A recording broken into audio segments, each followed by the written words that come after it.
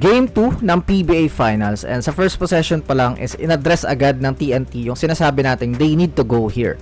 Makolo to play bully ball against Aguilar kasi hindi naman siya yan kayang pigilan.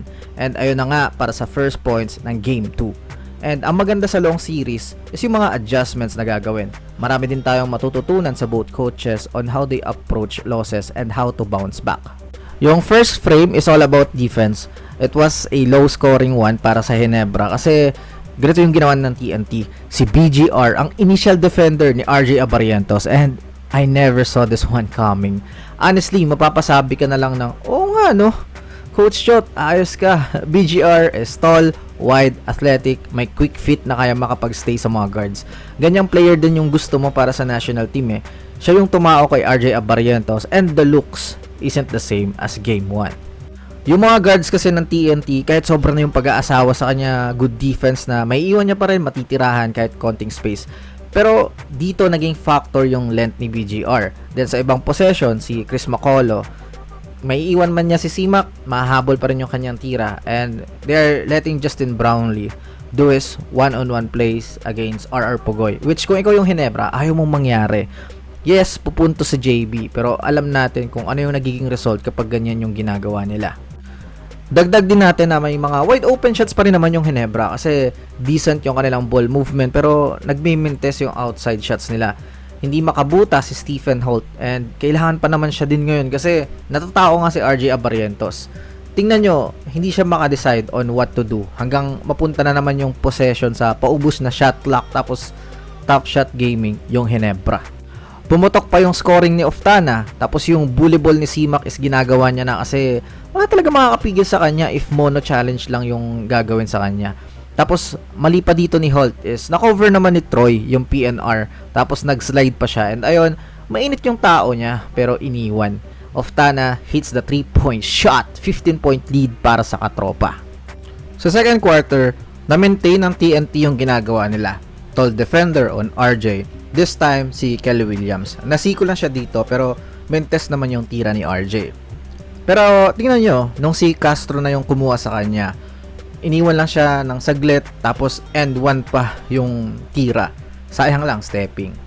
Problema lang din kay BGR, masyado siyang ma-foul tsaka obvious yung actions niya sa mga switch kaya na-foul trouble siya.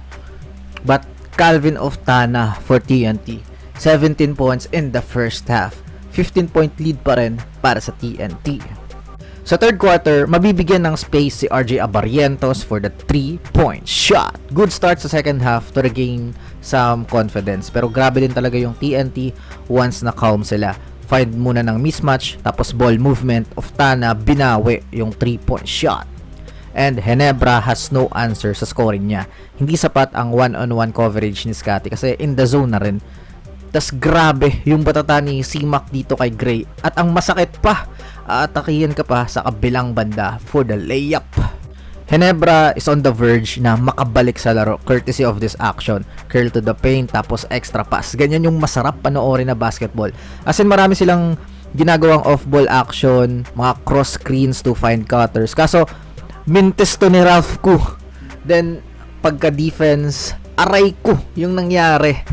He fouled RR Pugoy and won. Ayun na sana yung pang-run ng Ginebra na udlot pa. 19-point lead after 3 para sa TNT. Sa final period, mukhang nag-white flag na si Coach Tim Cone kasi puro mga bench players na yung nasa loob ng court. But Isaac Go showing some post-game, then biglang uminit si Jeremiah Gray hitting 4-point shots and stepping lang yung isa kaya 3 points lang.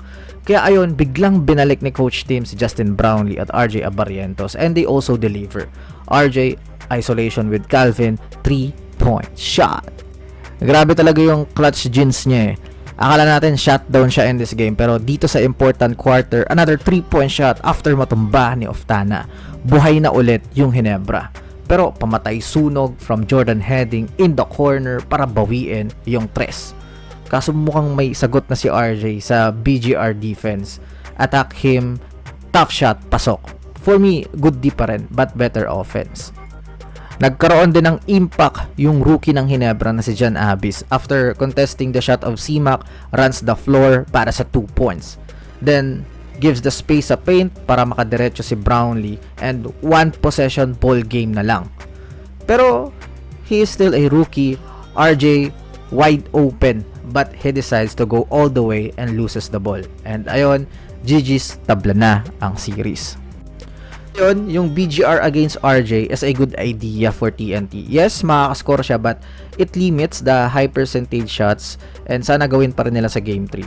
Unstoppable yung TNT kapag Oftana is playing like this. Sa kanya umiikot yung offense, and C-Mac just playing a solid role para sa TNT. 16 rebounds para sa kanya with his 19 points. Dito sila dangerous kapag lahat gumagana. 6 players in double figures. For Ginebra naman, total merong sagot si RJ sa BGR defense kahit papaano, tapos si Brownlee is doing his thing. They need to match the scoring load of TNT. Stephen Holt, 1 point only on 2 attempts. Uminit si Jeremiah Gray pero nawalan ng touches. Hindi nagawa ni Scottie yung work niya kasi naging point of attack siya ni Calvin sa poste. So Ginebra needs to figure out kapag nagpipin ng mismatch ang TNT, yung help and quick man rotation. So overall, ang ganda ng series. Good night!